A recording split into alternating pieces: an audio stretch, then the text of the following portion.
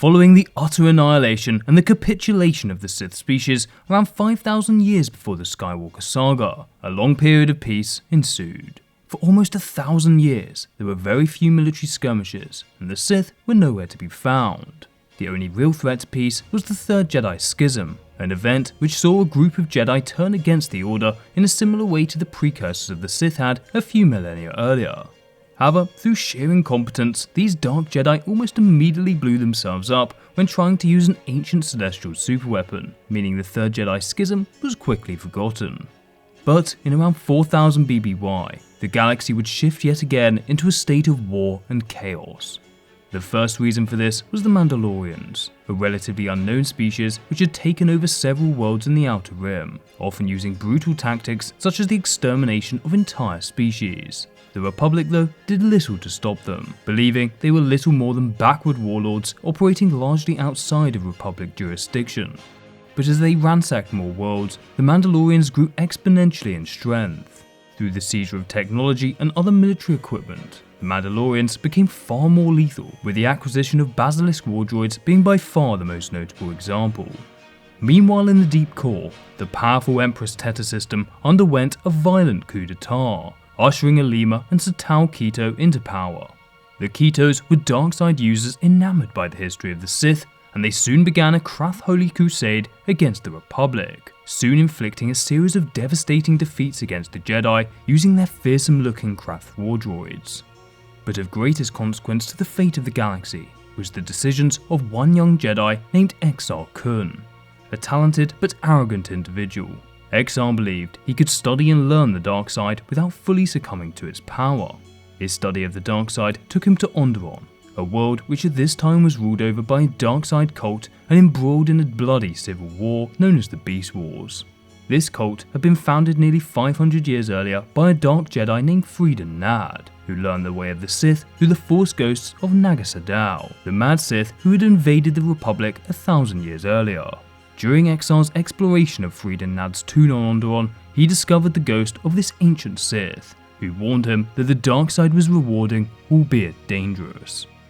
Naad unveiled hidden scrolls written by none other than Naga Sadow, prophesizing Kun's powerful destiny within the dark side. Heeding the guidance from the scrolls, Exar journeyed to the ancient Sith planet of Korriban. Venturing into the Valley of the Dark Lords, he explored vast tombs holding the remains of bygone Sith Lords. There, Naad tested him by triggering a tomb's collapse while Exar was inside. His leg trapped and in agony, Exar Kun pleaded for salvation. Naad then proposed a deal. He'd rescue Exar Kun if he fully embraced the dark side. But Exar's dark power then surged, and he lifted the debris into the air while simultaneously mending his injuries. Nonetheless, Exar Kun did not fully embrace the dark side in this moment, although his temporary fall to the dark also meant he lost the ability to fully control the light. Despite the events on Korriban making him less powerful, he chose to depart to Yavin 4, the final resting place of the legendary Naga Sadow. There he found the remains of Sadow's once great army of Massassi warriors. In a savage frenzy, they overcame the depowered Exar Kun, planning on sacrificing him to a giant beast. On the verge of death, Exar Kun fully embraced the dark side, letting out a powerful blast of energy which killed the creature and many of the Massassi warriors. With his power now greater than ever, he vanquished the spirit of Freedon Naad and enslaved the remains of Naga Sadow's army, vowing to follow in the footsteps of other great Sith that had come before him.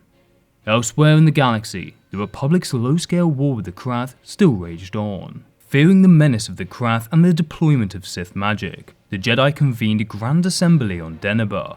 Highlighting the peril presented by the Crath, a Jedi named Ulick qel-droma outlined a strategy to neutralize the Crath and eliminate this dark side menace. Numerous Jedi assembled on Dennaba were inclined to intensify the conflict, arguing in favour of deploying the full force of both the Republic and the Jedi against the Crath. However, Ulick proposed a covert approach. He believed in the possibility of penetrating the Crath ranks and dismantling them from within. But as the Jedi deliberated on their next steps, a Krath corsair cunningly blended in with the myriad of Jedi vessels encircling Dennaba. Upon Satal Keto's command, this corsair dispatched a swarm of Krath war droids that descended upon the Jedi congregation. the resulting confrontation was brutal, resulting in the tragic loss of numerous Jedi. Although the Jedi were eventually victorious, the death toll also included the master of Ulick, qel-droma, prompting him to undertake his undercover plan into the ranks of the Crath. But little did he know, this would not end well for the young Jedi or the galaxy. After infiltrating their ranks, Ulick successfully garnered Aleema Keto's trust, but her cousin Satal remained skeptical of him, viewing Ulick's guise of a disgraced Jedi Knight now aligned with the Crath with suspicion. Consequently, due to Satal's doubts, Ulick was seized and endured harrowing torture methods. He was also administered Sith poisons, which would leave devastating scars on the psyche of the young Jedi. However, Ulick weathered this torment and managed to assure Satal of his genuine allegiance to the Crath, eventually earning the rank of warlord within the Crath military ranks. Eventually, a group of Jedi, including Nomi's Sunrider and Ulick's brother, qel-droma, would grow worried about the whereabouts of Ulick, fearing he may have fallen to the dark side. Dispatching a rescue mission, the Jedi were quickly imprisoned by the Crath. Ulick discreetly attempted to inform the Jedi that he was still undercover, but he was discovered by Satal. Furious that he'd been correct about his suspicions, Satal confronted Ulick. It was here that Ulick learned that Satal had personally ordered the bombing of the Jedi on Dennaba, which had resulted in the death of his master. The pair entered a ferocious duel, which ultimately culminated in the death of the Crath leader. The Jedi rescuers then attempted to convince him to come back to the Jedi Order. But in the grip of the dark side, Ulick turned on his former Jedi friends, releasing a wave of dark side energy. Realizing their friend had fully fallen to the dark side and was under the influence of Aleema Keto, the Jedi quickly fled. But as the Jedi retreated, another unexpected arrival waited for Ulick qel-droma and his Krath forces.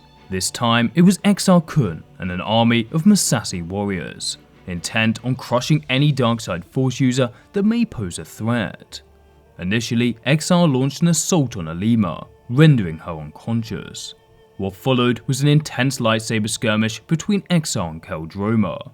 But as the two grappled for dominance, some unexpected visitors would appear. The ghosts of long-dead Sith Lords materialized, with Mark Ragnos among them. Ragnos declared the impending resurgence of the Sith, forecasting their vengeance upon the Jedi.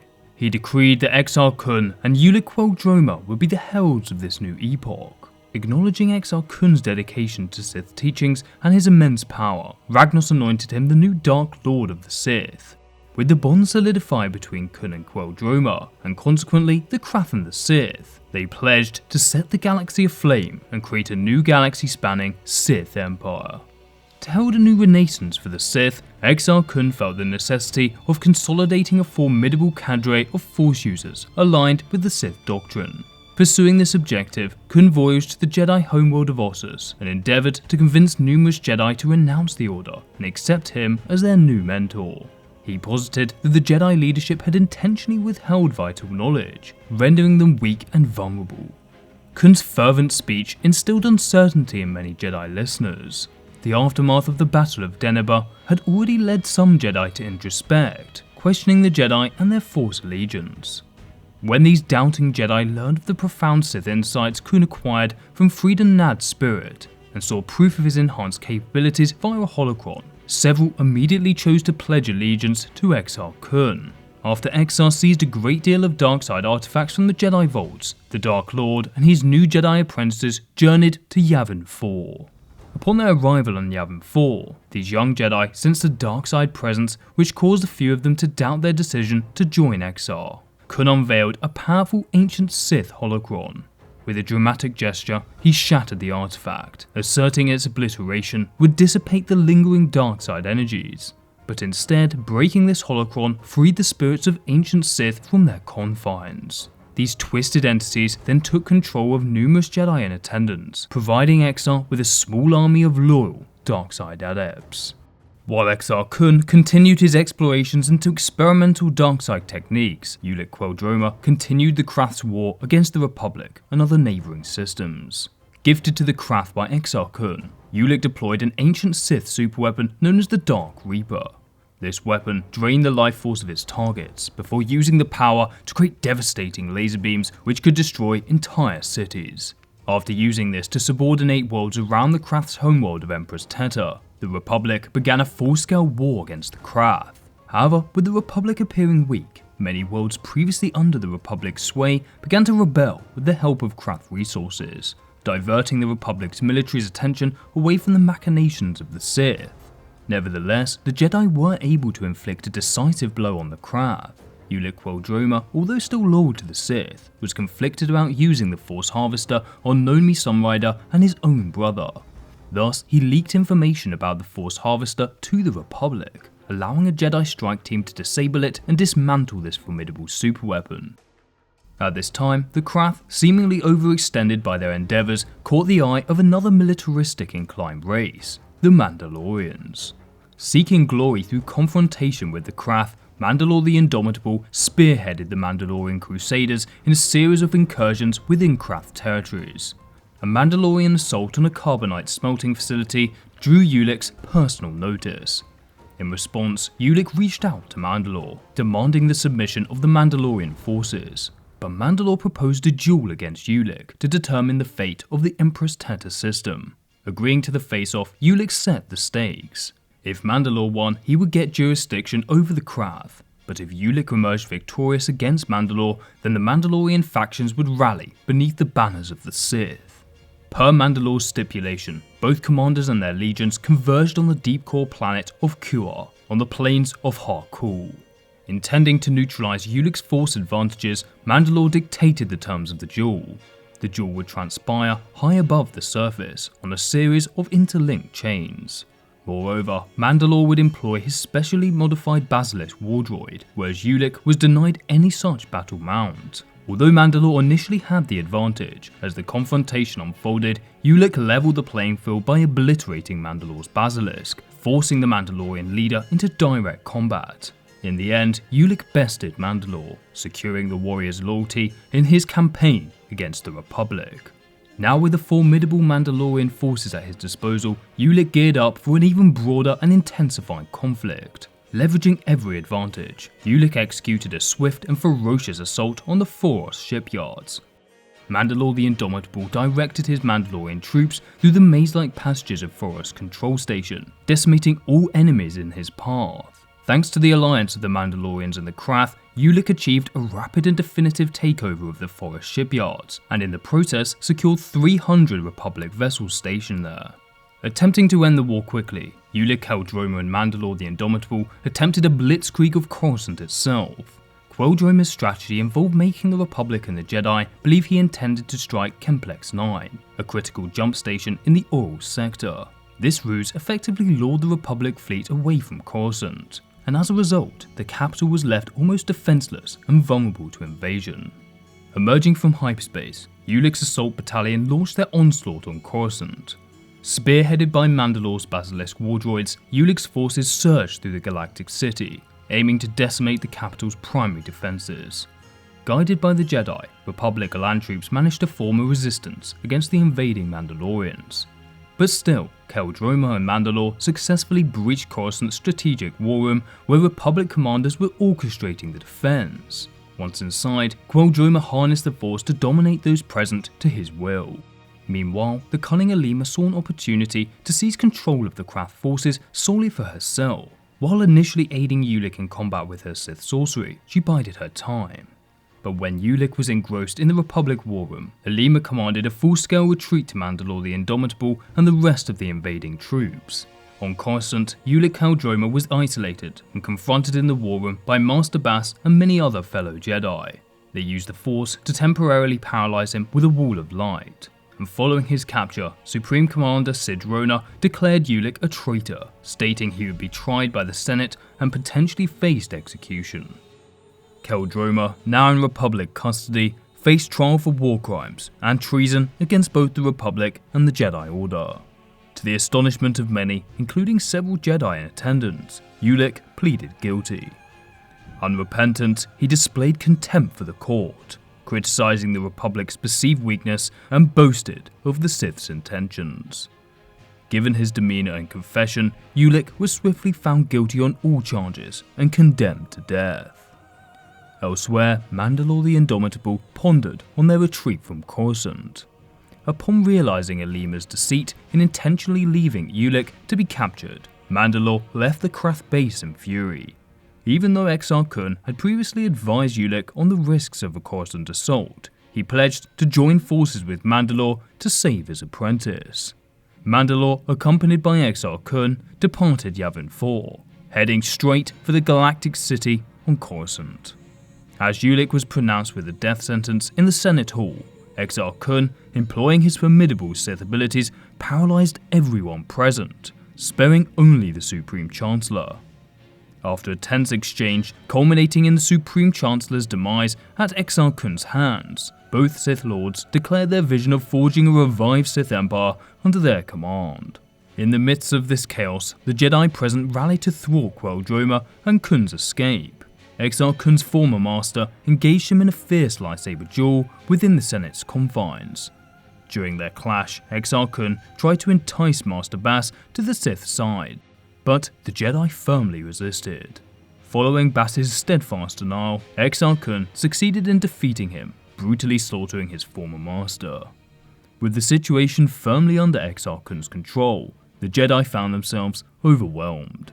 Exar, alongside his allies, then left Coruscant to press on with their sinister pursuits. Pulling back from Coruscant, the Krath made their way along the Polimian trade route, achieving triumphs in both the Chazwa and Tanab systems. Later, they joined forces with the Mandalorians at Giza. Together, they veered south, targeting numerous planets in the Slice.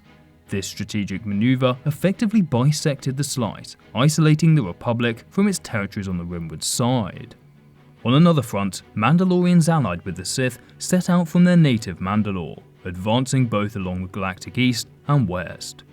In the west, they moved through the Yatiga system, joining Krath and Sith troops to strike Iridonia. In the eastern part of the galaxy, they expanded their onslaught, sweeping through the Abron, Thrapius, and Contrim star systems. As a result of these victories, Exar Kun felt the moment was ripe to deliver a crippling strike to the Jedi Order. He rallied his Sith followers, branding the Jedi Masters as heretics blind to the Sith's superior wisdom. He proclaimed that before this new era of Sith dominance could dawn, these naysayers must be eradicated. Thus, Exar Kun dispatched his Sith protégés on a galaxy-wide mission to kill their former Jedi Masters. This so-called Sith Rebellion marked a significant triumph for the Brotherhood, with many Jedi Masters falling to the hands of their treacherous apprentices. While a few Masters mounted brief resistance against these assailants, only a handful succeeded in fending off their attacks. The Sith further escalated their assault by releasing Terentatex, Sith-created creatures that thrived on the blood of those strong in the Force. These fearsome beasts were set upon Jedi-held worlds including Tython, Kashyyyk, and Tatooine. Another important part of Exar Kun's strategy was the neutralization or seizure of Force-rich assets in the Jedi's possession.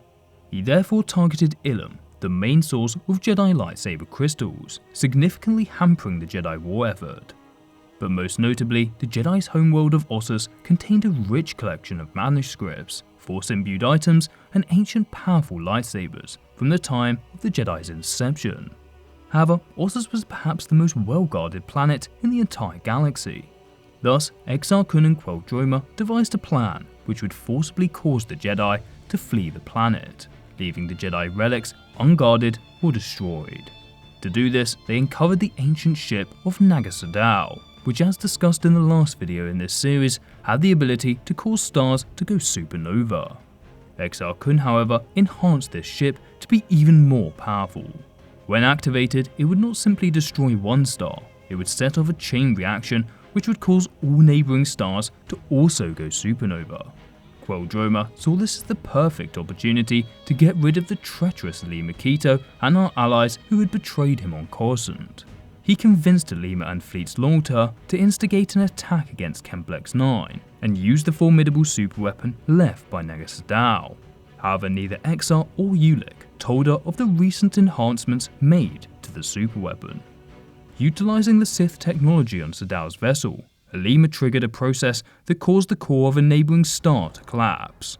But to the shock of Aleema, this caused a domino effect with the surrounding stars. The subsequent supernovae obliterated Aleema and the Krath fleet's slaughter. As she faced her end, Aleema came to the realization that her treachery on Coruscant had ultimately been discovered by Ulick. The annihilation of Complex 9 meant the supernova triggered by Aleema was now heading straight for Ossus. In response, the Jedi on the planet initiated an evacuation, hurriedly attempting to salvage as many Jedi relics and artifacts as possible. As the Jedi scrambled to evacuate Ossus, Exar Kun and Ulick qel-droma seized the opportunity to amass Jedi treasures for themselves, sparking the Battle of Ossus. As they touched down on the revered Jedi library world, their Sith and Mandalorian troops launched assaults on the fleeing Jedi. Amidst the chaos, Exar Kun zeroed in on his primary objective, the residence of Master Ood Banar, a known keeper of valuable Jedi artifacts.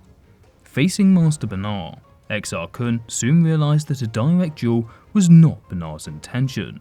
Instead, tapping into the deep connection he had with Ossus, Banar transformed himself into a massive tree. This act not only shielded him from Kun's might, but also cleverly safeguarded the invaluable Jedi artifacts beneath his wooden form.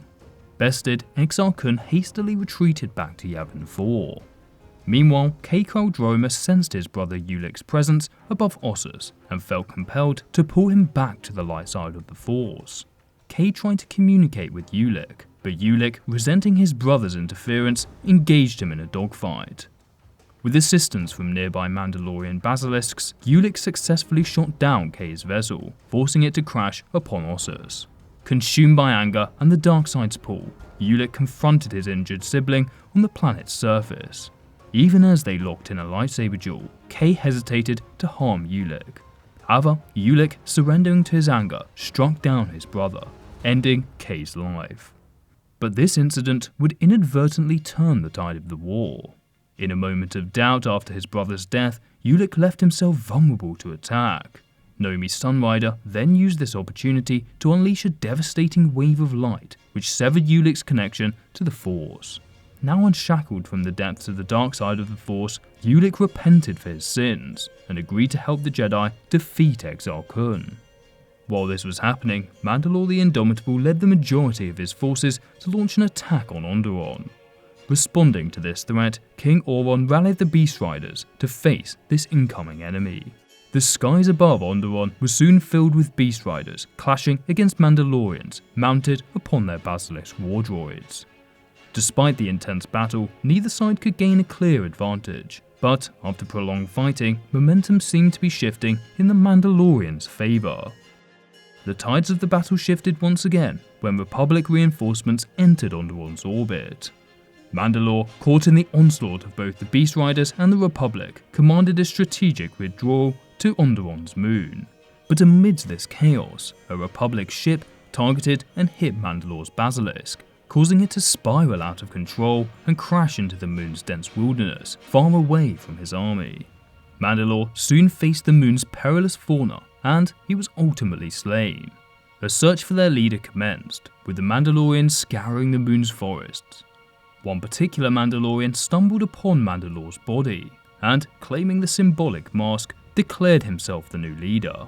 He would later be recognized as Mandalore the Ultimate, whose profound role in shaping the galaxy's fate will be explored in the next video. With Mandalore the Indomitable dead and Ulick captured, the Republic then turned its attention to subjugating Yavin 4, whose dark side force presence augmented Exar Kun's forces. Guided by Ulick qel-droma's insights into Exar Kun, thousands of Jedi, accompanied by their Rim fleet, converged on Yavin 4.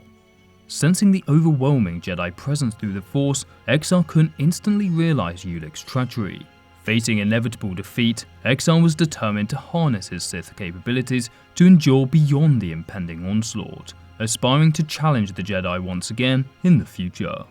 He summoned the entire Massassi population to the Sith temples across Yavin 4, and through a dark ceremony, Exar Kun leveraged his Sith mastery to extract the light forces from the Massassi, channeling this immense energy into himself.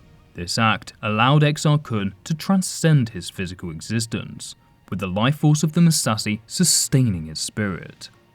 Oblivious to Exar Kun's Sith rituals, the Jedi aimed to harness the Force to take down Exar Kun. thousands of Jedi, unified in their own ritual, directed a potent wave of light side force energy towards the Sith temples on Yavin 4. Yet, they hadn't anticipated that their wave would clash with the prevailing dark side energy from Exar Kun's rituals. This convergence led to an unprecedented chain reaction, igniting a massive firestorm that engulfed the moon. Powerless to halt this cataclysm, the Jedi could only watch from space as the firestorm obliterated Yavin 4's surface, erasing nearly all remnants of Exar Kun and his dark legacy. With Aleema Keto, Mandalore the Indomitable, and Exar Kun vanquished, the Sith Empire was leaderless, and the remaining Krath forces were soon crushed when the Republic invaded the Empress Teta system. In all, the Great Sith War devastated a quarter of planets in the Republic, leading to the deaths of trillions.